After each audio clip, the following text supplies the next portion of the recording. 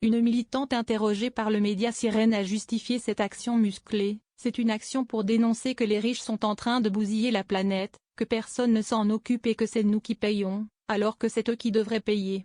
Elle ajoute, comme d'habitude, c'est notre action habituelle. On repeint les façades, on tague les trottoirs, pour marquer que là, habitent des riches qui détruisent notre planète. On ne les lâche. Ce coup d'éclat intervient alors que Nicolas Sarkozy fait l'actualité judiciaire.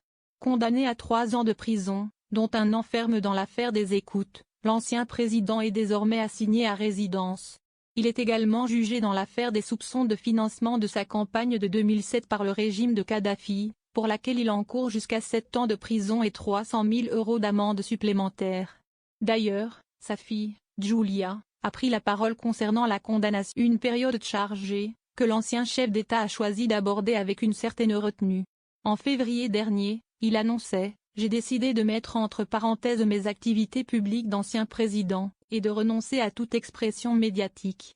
Toutefois, il ajoutait qu'il comptait poursuivre sa vie professionnelle, comme le permet son statut, et se remettait à la justice. Elle dira si j'ai été victime, comme je le crois, d'une injustice et en tirera toutes les conséquences. Ainsi, avec ses 6 avenues privées, sa sécurité renforcée et ses villas au prix à plusieurs dizaines de millions d'euros, la Villa Montmorency abrite un microcosme de célébrités, Arnaud Lagardère, Mylène Farmer, Didier Deschamps ou encore de grands patrons du CAC 40 y résident.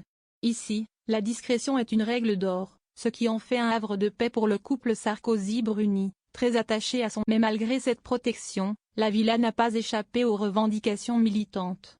Cette action coup de poing montre bien que le climat de tension sociale et écologique touche aussi les plus hauts sommets de l'État, ou du moins, ceux qui l'ont dirigé.